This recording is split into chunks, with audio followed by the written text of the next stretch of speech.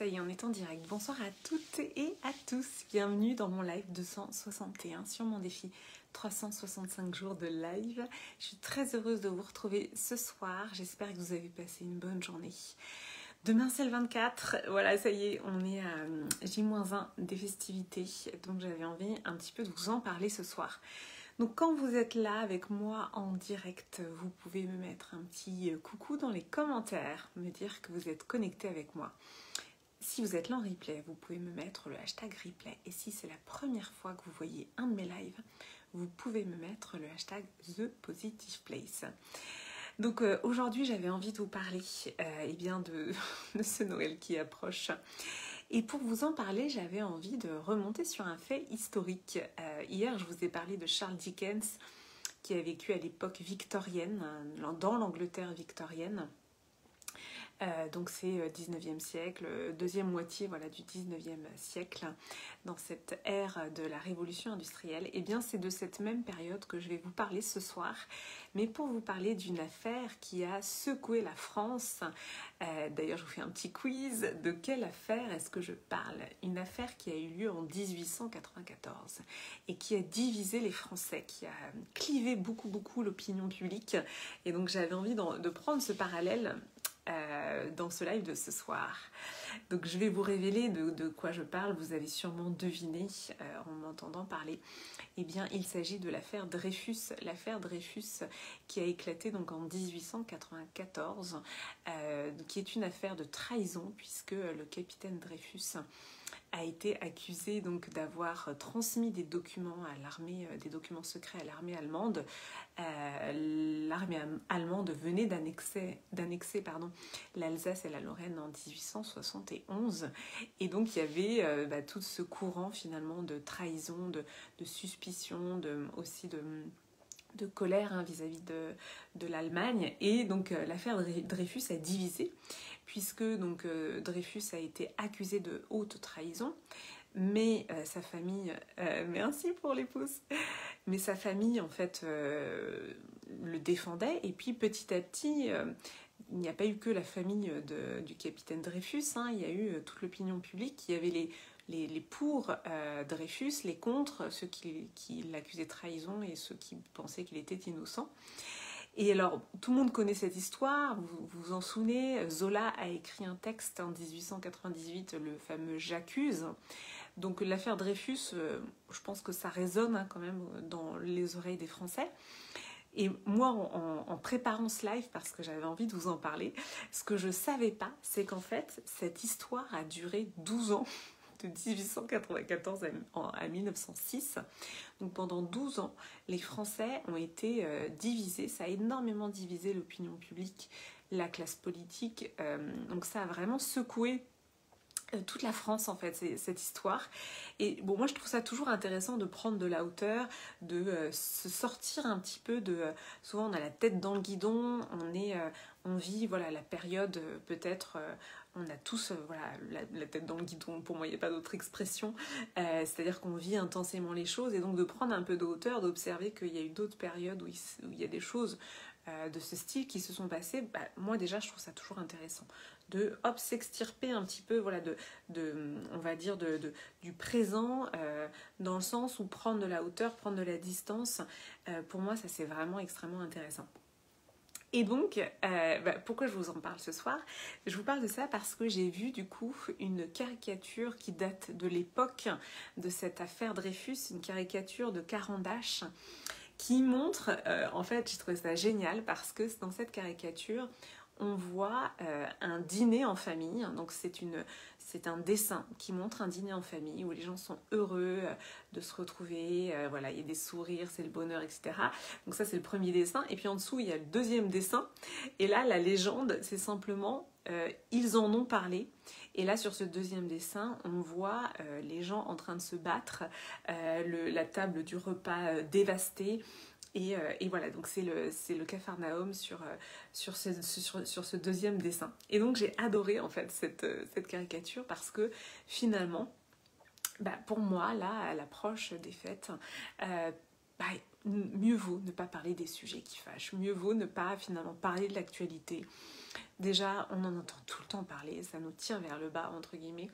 Donc voilà, l'idée pour moi, donc, c'est de se souvenir de cette affaire Dreyfus qui a divisé les Français, de se souvenir de cette caricature que vous pouvez trouver très facilement sur Google, hein.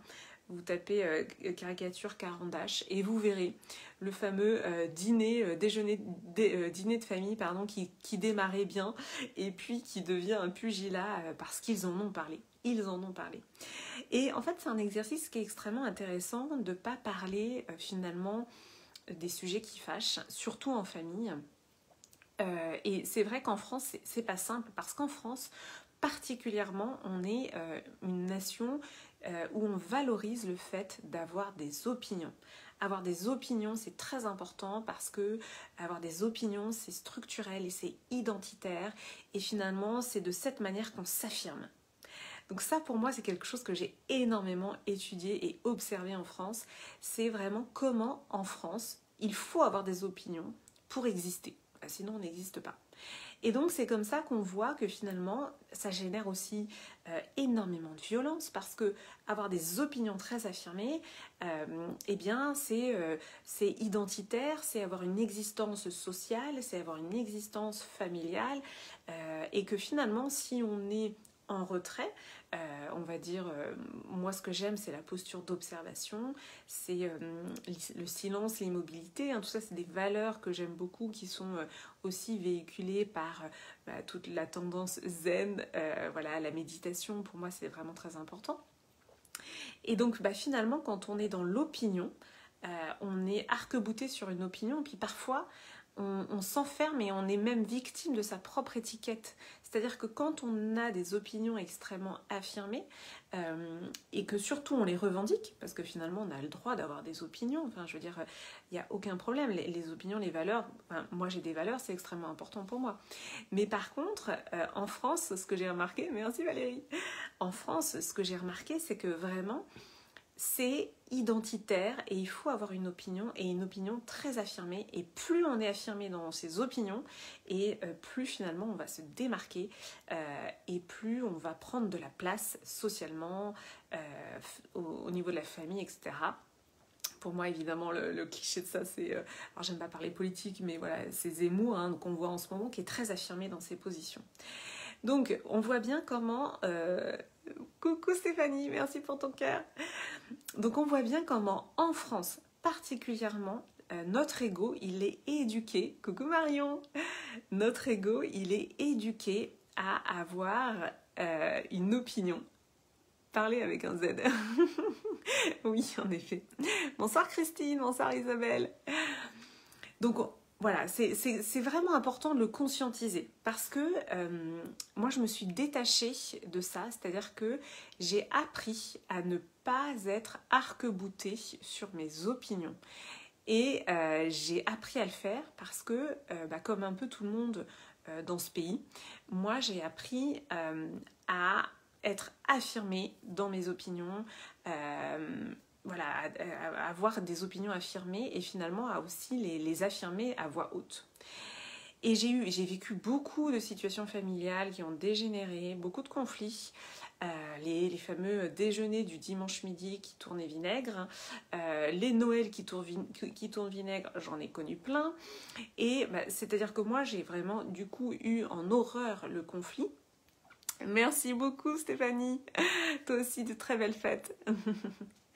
Donc moi j'ai eu en horreur le conflit et donc c'est aussi ça que j'ai envie de vous transmettre ce soir parce que j'ai en effet un programme qui s'appelle Intimacy devient la femme de ta vie qui démarre en janvier, le 17 janvier. Et puis je parle souvent de prendre notre place, prendre pleinement sa place. Et donc là, j'amène une subtilité, hein, parce que pour moi, prendre sa place, c'est pas asséner des opinions et dire qu'on a raison, et c'est pas ça prendre sa place, c'est pas ça la confiance en soi.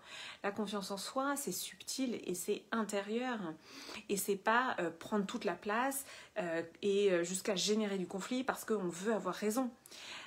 C'est le fondateur de la CNV, la communication non violente, dont j'oublie le nom à l'instant, évidemment je ne connais que lui, aidez-moi mais je le retrouve pas. Bon bref, le fondateur de la communication non violente que j'adore, j'arrive pas à retrouver son nom, il dit bah, dans la vie, soit on est heureux, soit on cherche à avoir raison.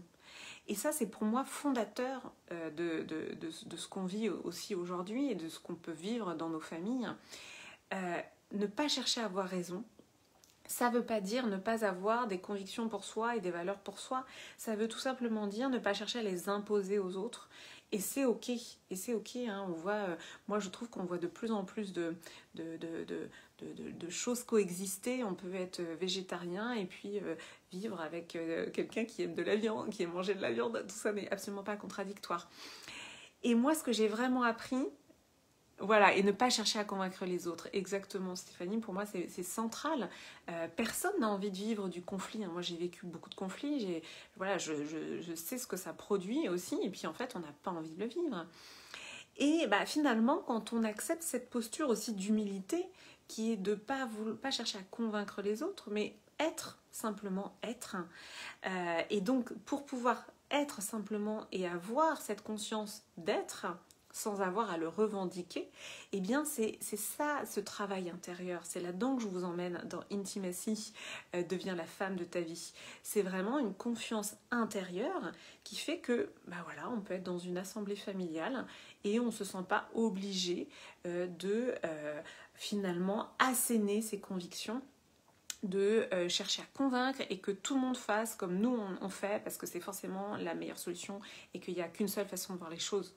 Non, parce qu'en fait, on a chacun notre perception, chacun notre manière de voir les choses et c'est voilà, et c'est en effet d'accepter que d'autres puissent ressentir autrement. Alors Marion, alors oui, Thomas Dansembourg, c'est le représentant en France de la communication non violente, mais c'est pas lui qui a fondé cette technique qui vient des États-Unis et je n'arrive toujours pas à me souvenir du nom de ce fondateur. Ah, je vais le retrouver à la fin du live. Donc voilà, c'est un Américain.